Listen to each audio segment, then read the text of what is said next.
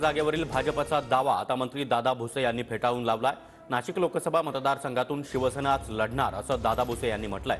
भाजपनं केलेल्या दाव्यानंतर आता दादा भुसे यांनी हे वक्तव्य केलं आहे। नाशिक लोकसभा मतदारसंघ शिवसेनेकडे असून शिवसेनेत लढेल असं देखील आता दादा भुसे यांनी म्हटलंय। तर नाशिक लोकसभेवर भाजपकडून दावा करण्यात आलेला होता। हेमंत गोडसे यांनी या संदर्भातलं वक्तव्य केलेलं होतं। त्यानंतर आता मंत्री दादा भुसे यांनी नाशिक हा शिवसेनेचाच राहणार अशा शब्दांमध्ये भाजपचा दावा दादा भुसे यांनी फेटाळून लावलाय।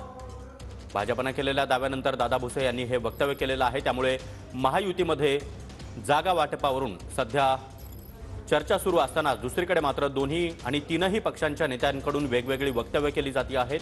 वेगवेगळ्या मतदारसंघांवर दावा देखील केला जातोय आणि त्याच पार्श्वभूमीवर भाजपनं नाशिक लोकसभा मतदारसंघावर दावा केल्यानंतर आता भाजपचे सहकारी असलेले शिंदे गटाचे नेते आणि मंत्री दादा भुसे यांनी हे वक्तव्य केलं आहे।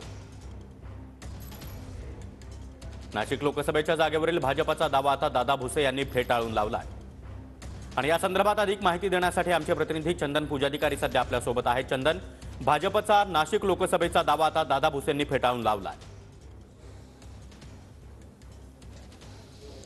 खरं तर गेल्या काही दिवसांपासून भाजप आणि त्याचप्रमाणे शिंदे गट यांच्यामध्ये एक कोल्ड वॉर जो आहे तो या ठिकाणी सुरू होता। नाशिकच्या जागेवर भाजपच्या ग्रामीण जिल्हाध्यक्ष आणि लोकसभेची जबाबदारी असलेल्या केदा आहेर यांनी थेट वरिष्ठांशी बोलून ही जागा नाशिकला सोडावी, भाजपला सोडावी अशा पद्धतीची मागणी केली होती। देवेंद्र फडणवीस ज्यावेळेला नाशिकला आले होते त्यावेळेला भाजपचं एक शिष्टमंडळ देवेंद्र फडणवीस यांना भेटलं आणि नाशिकची लोकसभेची जागा ही भाजपनंच लढवावी अशा पद्धतीची मागणी केली होती। मात्र दादा भुसे यांनी काल ही मागणी फेटाळून लावलेली आहे।